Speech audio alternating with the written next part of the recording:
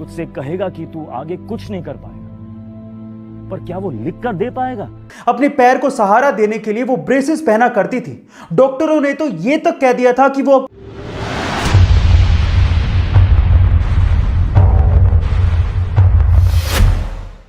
अगर ऊपर वाले ने आपको 2 हाथ 2 पैर दिए, अच्छा खासा दिमाग दिया है, और अगर फिर भी आप अपनी किस्मत को कोसते रहते हो या फिर जो आपके पास नहीं है उसके लिए रोते रहते हो, बजाय उसको पाने की कोशिश करने के आप अपने आसपास की कंडीशंस को दोष देते रहते हो, तो आपको ऐसे लोगों के बारे में सुनना चाहिए जिन्होंने निराशा को आशा में बदला और रास्ते में आने वाले हर एक पत्थर को सफलता की सीढ़ी में बदल दिया।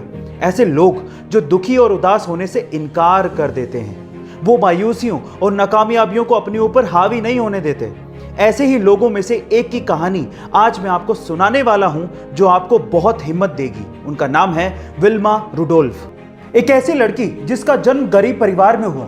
जब वो सिर्फ 4 साल की थी तो उसे डबल निमोनिया और काला बुखार हो गया, जिसकी वजह से उसे पोलियो हुआ और उसका एक पैर खराब हो गया। अपने पैर को सहारा देने के लिए वो ब्रेसेस पहना करती थी।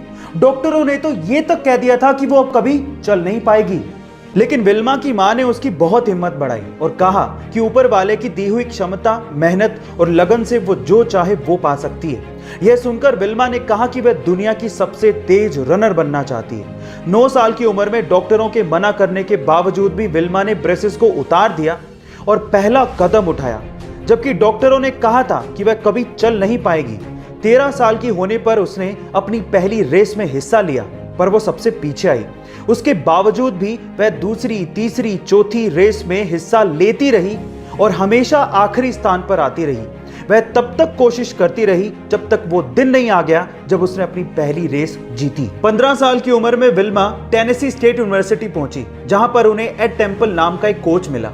विल्मा ने उन्हें अपनी ख्वाहिश बताई और कहा कि वह दुनिया की सबसे तेज रनर बनना चाहती है। तब टेम्पल ने कहा, तुम्हारी इसी इच्छा शक्ति की वजह से तुम्हें कोई रोक नहीं पाएगा और मैं भी तुम्हारा साथ दूंगा। आखिरकार वो दिन आ ही गया जब विल्मा ने ओलंपिक में हिस्सा लिया। ओलंपिक में दुनिया के सर्वश्रेष्ठ खिलाड़ियों का मुकाबला होता है। विल्मा का मुकाबला उस वक्त की सर्वश्रेष्ठ खिलाड़ी जूता हेन से था, जो कि कभी हारी नहीं थी। विल्मा और जूता के बीच में पहला मुकाबला 100 मीटर की दौड़ का था और इसमें विल्मा ने जूता को आसानी से हराकर पहला गोल्ड मेडल जीत लिया। दूसरी दौड़ 200 मीटर की थी और इसमें विल्मा ने जूता को दूसरी बार हराया और दूसरा गोल्ड मेडल अपने नाम कर लिया। तीसरी दौड़ 400 मीटर की रिले रेस थी और इसमें विल्मा का मुकाबला एक बार फिर से जूता से ही था। रिले के रेस में आखिरी का हिस्सा टीम के सबसे तेज रेसर को दौड़ना होता है, इसीलिए विल्मा और जूता दोनों को अपनी अपनी टीमों के लिए दौड़ के आखिरी हिस्से में दौड़ना था। विल्मा की टीम के 3 लोग रिले रेस के आखिरी 3 हिस्से में दौड़े और आसानी से बैटल बदली, पर जब विल्मा के दौड़ने की बारी आई तो उसके हाथ से बैटल छूट गई।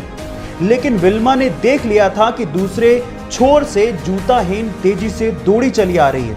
विल्मा ने गिरी हुई बैटल उठाई और मशीन की तरह ऐसी दौड़ी कि जूता को तीसरी बार भी हरा दिया और अपना तीसरा गोल्ड मेडल अपने नाम कर लिया।